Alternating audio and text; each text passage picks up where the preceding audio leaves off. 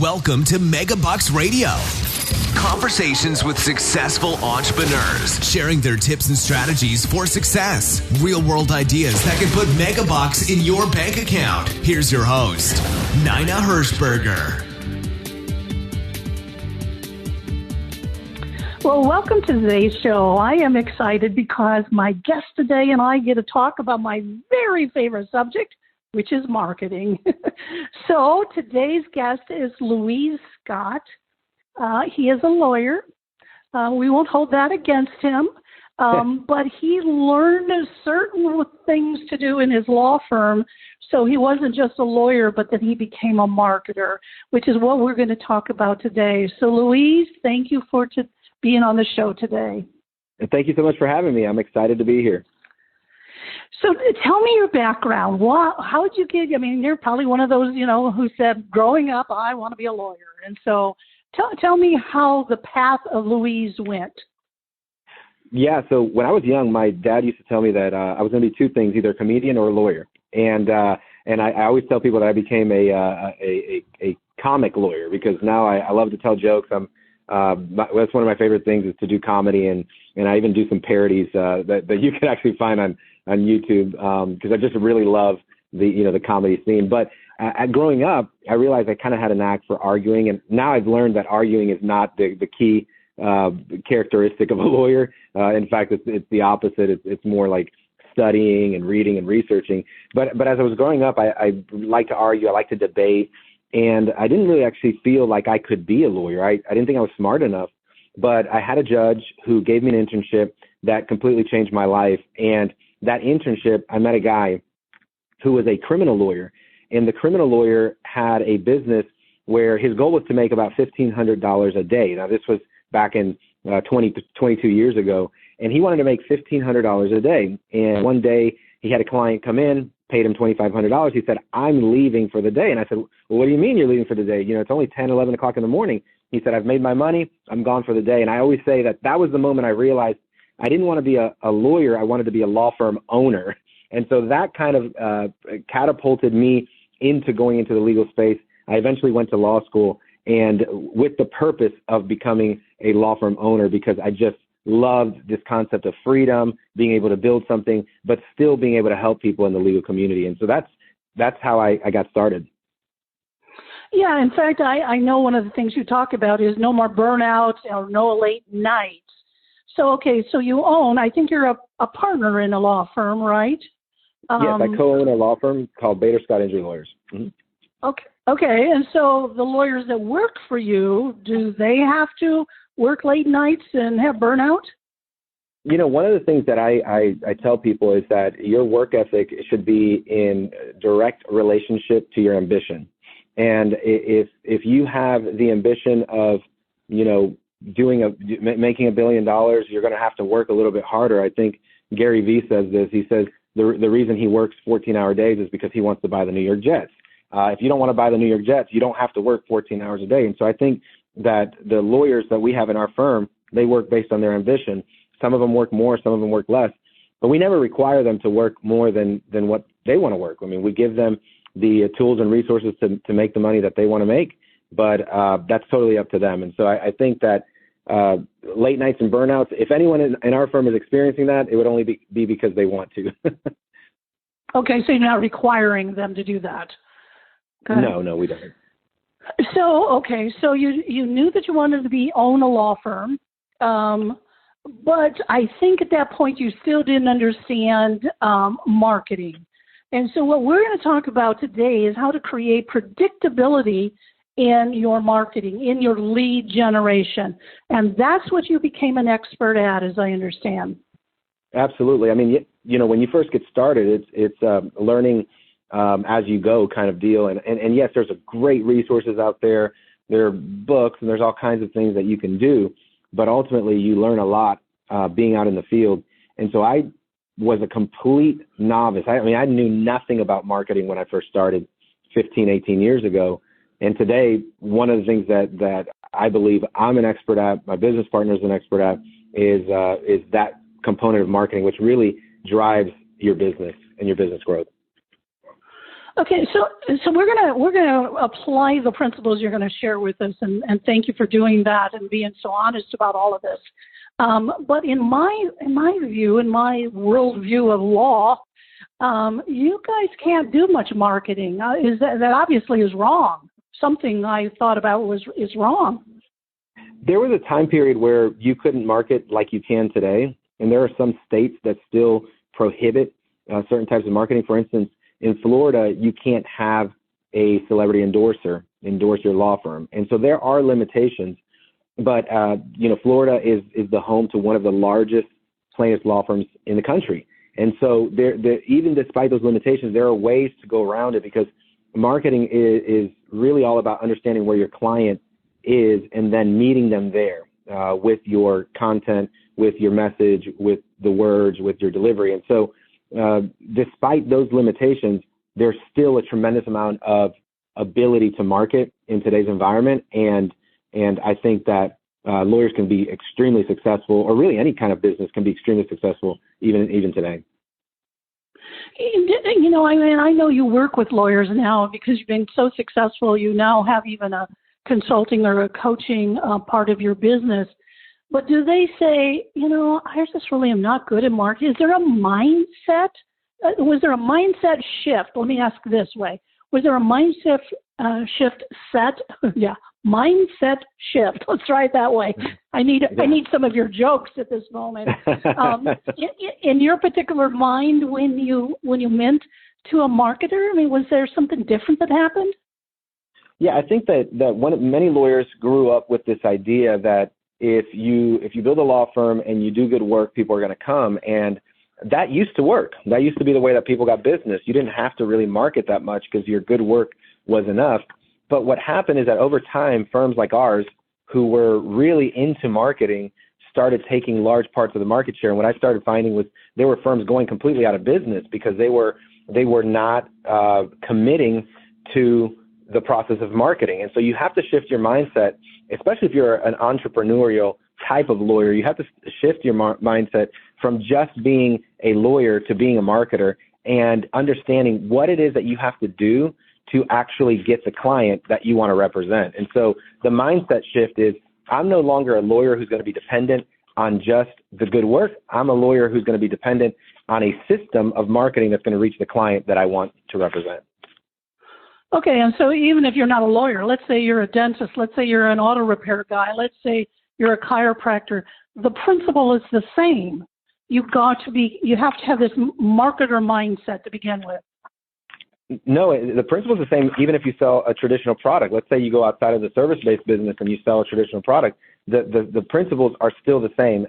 The foundation of the book that I wrote for law firms, it's called The King of Growth, How to Dominate Your Market and Create Predictability in your firm. The principle is that people are predictable. And so understanding that people are predictable, you can use that to reach them in a predictable way. And the reason we know people are predictable is that you've never been to a stadium where they run out of hot dogs or beer. You've never been to an airport where they don't have enough space for all the people who are paying to fly. Like, they know how many people are going to fly. They know how many people are going to come to the stadium and order a hot dog or beer. Hotels, they know how many people are going to stay in their hotels over the summer. That's why they staff up. And so there's a tremendous amount of predictability in people. And the question is, who is your target audience? And what predictable behavior do they have? How do we reach them? And how do we tap into that predictability so that we can get clients? So it sounds like you would start there. The first thing you need to know is who is your ideal client, patient, customer, whatever you call them. Did you Absolutely. do that in your law firm? Oh yeah. So we wanted to narrow down our demographic. When we initially started marketing and started our first radio commercial, we didn't have the financial bandwidth to do a massive campaign. I think that's one of the mistakes that people make, is that they immediately go into the general market. And by that, I mean, they try to market to everyone. Like, we're going to market, we want every kind of client, and we're going to market to everyone. And I say, okay, fine, you can do that, but you don't have the budget for that. And so you really want to narrow your focus. And what we realized, I'm from Puerto Rico, I'm Hispanic. My business partner at the time, also had a connection to the Hispanic community. He was raised in Miami, and he knows Spanish himself. And we said, we're going to focus in on the demographic that we understand and know, and that is the Hispanic market. And so we took our limited budget and started marketing in the Hispanic market so that we can narrow our focus. So it started with who is our audience that we're attracting, and then where can we reach them? And we knew that in the Hispanic market, being on the radio was a powerful way to reach them. And so we started marketing on the radio, and that was the genesis of our marketing journey. Okay, so you knew there was a Hispanic market, and you knew that they particularly listened to the radio. That's what you're saying, right? Yes, because we were trying to reach people who had been injured on the job, and many of those workers that worked in factories or manufacturing or in construction, they tend to have the radio on, and so we knew if we just marketed to them, we would be able to reach them. Okay, so that is the market. The media was the radio. Now, what message did you send to those people? So for us, we believed that our audience was about family. We believed the Hispanic community was about family. Again, as a Hispanic, I thought that to be true. I grew up in a Hispanic home. It was very family-centric. And so our message was we were committed with you and your family. That was our message, committed with you and your family. And so if you've been injured in an accident, we wanted you to know that we're committed with you and your family, because this affects not just you, it affects your family unit. Because if you can't work and you're the primary breadwinner, or maybe in some cases the sole breadwinner of the home, this was going to affect your whole family. And so we wanted people to know that we're here for them, but also their family. Yeah, and I suspect that you're probably on a Spanish radio station as well, so you're speaking their language as well, correct? Absolutely, and I think that communicating in someone's language is just as important as the message that you're delivering. Yeah.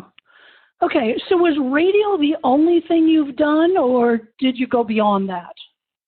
So initially it was just radio, but at this point we do everything. So we're on radio, we're on TV, we're on billboards. We have a massive pay-per-click LSA spend. We do SEO, organic and paid social media. So we currently have about 60 different types of marketing channels that we use in order to attract clients. Wow, you must have a big budget. How many lawyers do you actually have in your firm? I should have asked that. So currently we're at 30 lawyers. And yes, our marketing budget is just under $10 million for the year. So, most people would say, whoa, 10 million. Are you kidding? I don't have 10 million.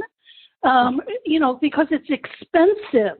It's an expense in my, and what would you say to that? Well, the thing is that we didn't start with 10 million. I think we started with about $100,000 for the year, and that was where we started. And we started stacking. I like to tell people that what you want to do is you want to stack your marketing. So just keep adding to your marketing as your revenues grow. But the real question is, what is the process by which you determine the type of marketing that you're going to do? And I have something called the 9 principles or the 9 pillars of marketing. And I never would recommend somebody go directly into radio or TV or billboards because it's so expensive. My recommendation is that people start with things that they can afford, that they can continue to add on to. So whether that's starting a website, putting money into SEO, maybe doing those LSAs or Google verified types of advertising, pay-per-click, things that you can actually control your budget a little bit better and has a more direct response. So I divide your marketing into 2 pieces, direct response and branding. And you really want to start primarily in the direct response field so that you get people who are ready now to buy and purchase, but you don't want to stay there. You want to eventually build a brand, but initially you want to start getting clients that are ready now to hire, and you're going to be competing with other people who want those clients. So it's going to cost a little more. That's why it's not sustainable long term, but you want to start driving at getting clients now. Okay, so I'm thinking, again, I'm going to go back to other industries besides, because these principles are very, very brilliant. First of all, let's give a definition of what is direct response marketing. So for me, direct response marketing is anything that you can spend money on and essentially have a direct connection to the client calling you. So the other day, I needed a service done at my home. I actually needed one of my AC units to be checked out. For some reason, it wasn't blowing cold air. I went online and I typed in air conditioning company locally near me. 3 different air conditioning companies popped up at the top. This is what's called Google Verified. I clicked on one of the companies. This by the way, is a actual true story. I clicked on one of the companies. It led me to a landing page. I filled out the information. I paid right there for an $89 visit. And the next thing I know is I get a text message saying that they're going to schedule an appointment with me. That is direct response. They paid for that ad. I clicked on it. They got a customer. And so direct response is anything that can essentially guarantee for a price a client and a customer. And that's generally going to be pay-per-click, paid social media, LSAs, anything that you can create lead generation from.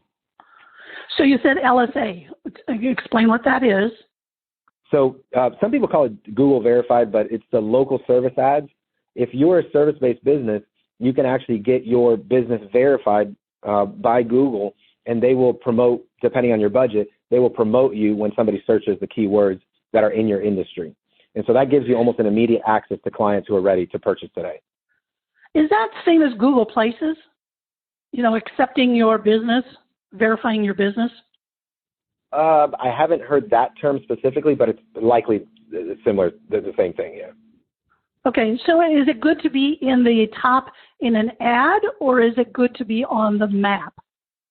Oh, this always comes down to like the strategy that you want to employ and how you want to, market your business. To be in the maps, you have to be in proximity to the person searching. So you definitely want to be in the maps, because if the person is within your proximity, you want to be the person that shows up.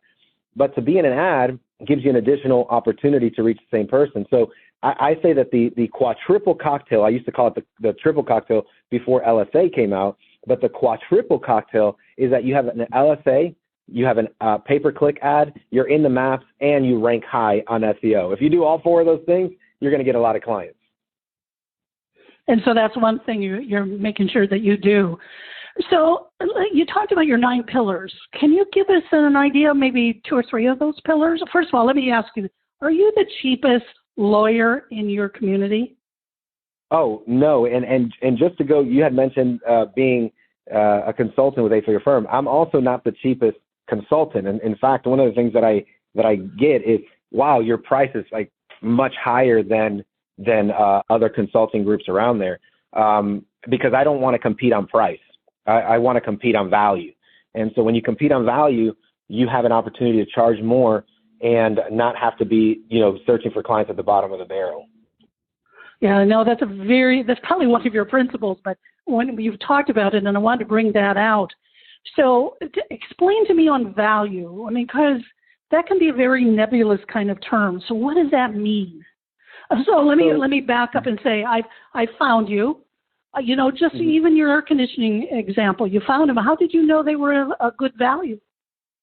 So they had more reviews than anyone else. They had more 5-star reviews. The reviews looked legitimate. I went to their website. Their website looked like it was professionally done, which means they spent a little bit of money on it. I looked at the services, the explanation. Because I'm in the marketing space, I kind of know what I'm looking for. But I'm looking for a business that operates like a business. And, this is something that I think that people would agree with if they really thought about it. But the best businesses out there are businesses that operate like true businesses. The best restaurants are the ones that operate like true restaurants. Yes, there are one-off mom and pop shops. Like let's talk about restaurants. You can go to any city in America and you'll find a mom and pop shop that the place is nasty and dirty and the food is amazing and they have a line out the door. You can find that. But you will also find thousands and thousands of those similar type of spots that are nasty and dirty that have nobody and they're going out of business. And so the reason I say that is that generally speaking, the more systematized and the better your business is, the more likely it is to succeed. And so I'm looking for, is this a business that looks like they run like a business, or is this a mom and pop AC unit guy who's just working by himself, and you may or may not get good service. You may or may not see them, get there on time. When I clicked on this company's ad, I knew they were going to show up on time. I knew they were going to communicate. I knew that they were going to be responsive. And I knew that because of the way that they positioned themselves online. Yeah, I mean, Louise, that is just brilliant. That is so right on. I think about the book by Michael Gerber, The E-Myth. You know, I'm sure you've read it. You know, if I'm good at making, baking, I'm going to start my business because I'm a good baker. No, you got to be good at business. Yes, absolutely. So let's pivot to your nine principles. Give me a few of those. So generally, the 9 principles or the 9 pillars of marketing focuses on doing the things that do not cost a lot of money at first. And so one of those principles is having a referral strategy, especially in a service-based business. You have to have a referral strategy, and there's 3 types of referrals, and those referrals are, clients. That's what we think about generally speaking. Professionals that don't compete with you, and then professionals that do compete with you. Now, that may sound a little interesting. Why would you call a professional that competes with you? Well, think about the dentist, because you mentioned a dental office. If you're a dentist out there, you want to make sure that you're getting referrals from clients, but you also want to make sure that there are professionals in the industry that are not in your specific industry that are referring to you. So other lawyers should refer dental patients to you. Doctors should refer dental patients to you. Real estate agents should refer dental patients to you. You should have a referral network of professionals who refer to you for dental work. So that's number 2. The third part is professionals that compete with you. So if you're a dentist, you should be getting referrals from possibly oral surgeons who already finished their oral surgery and now need a dentist. You should be getting referrals from orthodontists. You should be getting referrals from people that do ear, nose, and throat surgeries, and they realize the person needs dental work and so forth. So that is where you need to focus on, is those 3 types of referral strategies. So that's one of the pillars, is referral. Yeah, so you said you had 30 lawyers. Do you have a person in your law firm who does nothing but manage the referral system? Yes, so we have a position in our firm called a vendor relations manager, and we also have several systems that manages referrals. We have a couple of people who focus on referrals, and then we have something called a customer journey. The customer journey is where we've mapped out essentially how a client is guided through the system, and it's a marketing tool. Even though it is an operations system, it is a marketing tool that will help the individual client begin to believe that they should be referring to business to us. And we do that through a series of emails, texts, messages, videos, documents that we send them so that they can begin to believe that we're a good system. Yeah, so the point is you're just not hoping somebody will refer. You literally pay people to make sure that referral program is spot on, is working, is bringing people in. Absolutely. That's a big deal. So one of the ways you get referrals is you ask for them. And so we're real big on making sure that we have a team of people dedicated to asking for referrals. We ask for reviews. We ask for referrals. We make sure that they know that if they're happy, we want to represent anyone they know that may have been injured as well, because that's the best way to get business. Okay, so walk me through. What would that person be doing to get? So, okay, I've come in. I've decided I am going to use your services. You did really. Do you start asking for referrals right from the very beginning, or do you wait until they have success? So I always say that there's multiple points in a representation that you can ask for a referral. The first part is where you give them hope. That's generally at the beginning of the representation. I've given you hope that your case is going to be handled with care and that your problem is going to be solved. If the person feels like there is hope, that's a perfect time to ask for a referral, generally within the first 30 days of working with the individual. The second place is in the middle of the case, when you realize something good happened in their representation. So let's say we won a motion, or we won a case, or it looks like they're going to accept the claim and we're going to be able to win the case. That would be a perfect time to ask for a referral. And the third time is when they're a happy client. When they're a satisfied, happy client, at the end of the case, you can ask for a referral. So there's 3 parts where you can ask for a referral, and you should just be looking for those moments. And when that moment happens, just ask. And if they know someone, they'll refer to you. And so is it the lawyer that's working with them that asks it, or is it your person that you've hired on staff? I think you have to have a system of like a multi-pronged system. We have a dedicated person that does it. We have the legal assistants that do it. We have the lawyers that do it. And so everyone should take some level of ownership in asking for that referral. Okay, so let's go back to the referral sources you talked about. We'll go back to the dental example. So what do you do to really nurture those kind of referral sources?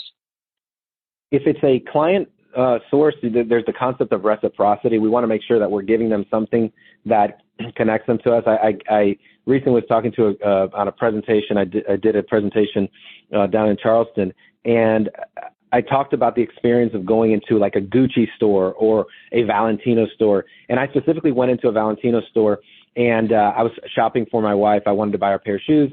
I walked into the store. They asked me to have a seat. I had a seat. Then they said, "Do you want a glass of champagne?" And they gave it to me for free. Just that little glass of champagne had me spending thousands of dollars on a pair of shoes. And that's the concept of reciprocity. And so what you want to do is you want to develop a system of reciprocity. You're giving something to someone for nothing. And you're doing it because it creates a psychological connection to that person. And so when a client is in your office, you want to, maybe not if you're a dental office, but, you in a legal office, you may want to give them some chocolate chip cookies.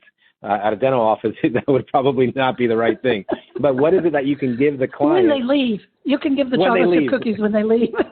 Right. You can give them two hot chocolate chip cookies on the way out. But, what is it that you're giving them that is going to create that psychological connection or strengthen the connection that is already existing? And so for clients, that's what you want to do. For vendors, it's the same thing. Vendors are people. And this is something that I try to instill in all of my consulting clients. And that is that vendors are people. Businesses are essentially a group or an aggregate of people.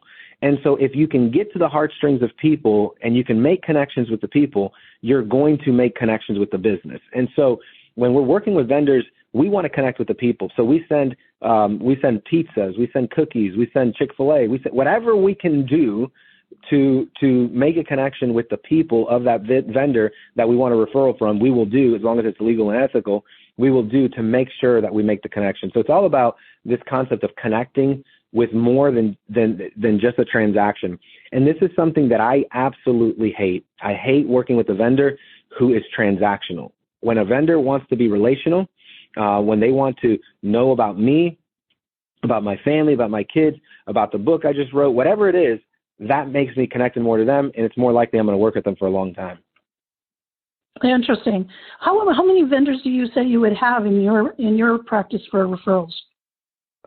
Probably, if I had to guess conservatively, somewhere between 50 to 70 vendors we work with. Wow.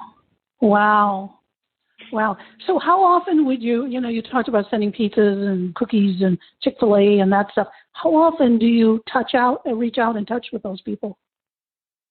Generally speaking, at least once a month, but the stronger the relationship, the more often you should reach out. It's one of those things where you have to kind of gauge the relationship and see how it's going and be in a constant state of relationship building. I always say that the more committed you are to relationship building, the more likely it is that you're going to get the result that you want from that particular vendor. And the nice thing about it is you have somebody on staff that's their job is to really focus on. It's not a side issue. I think that's a big deal. Right. I think that's a real big deal. Yeah. Yeah, absolutely. So, newsletters, one of my favorite subjects. Do you do newsletters at all? We do newsletters. It's more of a branding thing. So this is where you have the opportunity to really brand yourself by keeping your name top of mind. I always talk about the State Farm agent that sent me a letter for 2 years. And I kept getting this letter. I never did anything with it. I didn't even open it, but I saw it. And I saw her name, and I saw State Farm. I saw her name, State Farm. And one day, I decided to get life insurance. And I decided that I needed a disability insurance. I was getting older. I was like in my late 20s. In your early 20s, you don't think about those kind of things. I'm in my late 20s, and I had been receiving this letter for years from this particular person. And guess who I called? I called her at State Farm because that was the person that was sending me the letter. So that's what a newsletter is about. It's top of the mind awareness, and that's what the focus is. So you do a newsletter then? Yes. We do a newsletter, and we do an email, and we were doing a paper one as well. Is it to your current prospects, to your clients, to vendors? Who's getting the newsletter? For me, anybody who could possibly send me a client is who I'm focusing on. So I'm always focusing on who can send me a client, who could be a referral source for me. And so current clients, previous clients, all of that is on the table. Yeah, one of the big pushbacks I always have with newsletters is it takes too much time. I don't know what to say. I'm not a good writer. How do you produce them, effectively? So there are services out there that you could use that will do newsletters. They're a little pricey, but there are services out there that you could use to do a newsletter. The other thing is hiring a virtual assistant to help you create the newsletter could be a great way to get the newsletter produced. But I would definitely refer that out if you don't have the time. Now, I will say when you're first starting out your business, you don't have that much business to begin with, so you should have the time to be able to do it. And then as you get more business, you can hire someone to do that work. Okay. Let's go back to the pillars. Was referral your number one pillar? Am I right on that? So our first pillar was the customer journey. And so these are essentially not in any particular order, but if you had to choose an order, it would be the customer journey, and then you would go into the referral strategy. Then from there, we would do SEO, pay-per-click, LSA, paid social, organic social. Okay, so customer journey means, I have a very good friend who actually used to work for Disney, and he talks about Disneyfying your business. So it's an experience, and that's kind of what you're talking about, isn't it? 100%. Yes, it's about creating a journey for the client that is scripted versus one that is just spontaneous. You want to have an intentional journey that they go on that lets them believe in your product, that lets them believe in what you're doing. Yeah, no, that's brilliant. Yeah. Okay, so keep going. What's another pillar? So from customer journey, it's the 3 points of referrals. So that's pillar 2, 3, 4. And then once you go through the referral, you're going to go into SEO, which I hit on a little bit earlier, which is having a really great website that reaches people organically. Then pay-per-click. Then I move on to LSA, local service ads, lead generation. There's some lead generation sources out there. Then paid social media, and then organic social media. Oh, okay. All right. So that makes sense. So each one of those is a pillar then. Yes. Okay. So this would be the foundation of any service-based business. If you did, in my opinion, all 9 of these things, it's very unlikely you won't have a growing business.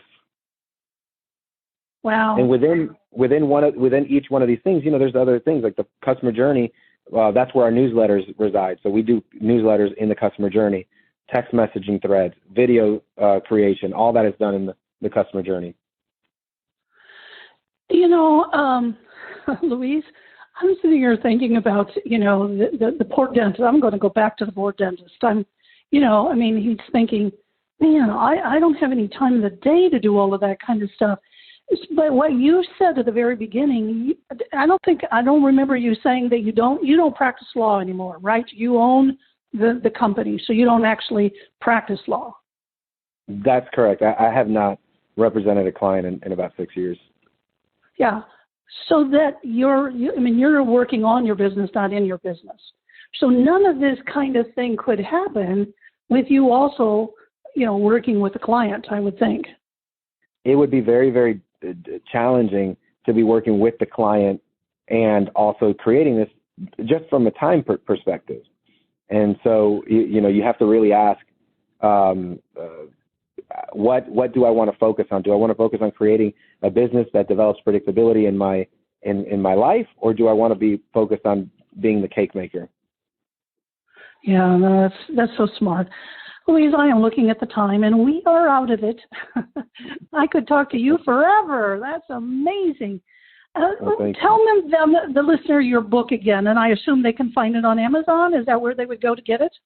Yeah, so I have a book called The King of Growth, and Louise Scott is where you could find it, King of Growth on Amazon. And I actually released the book yesterday. It's my personal journey of overcoming hardships over the last 20 years, and it's called It Has to Hurt.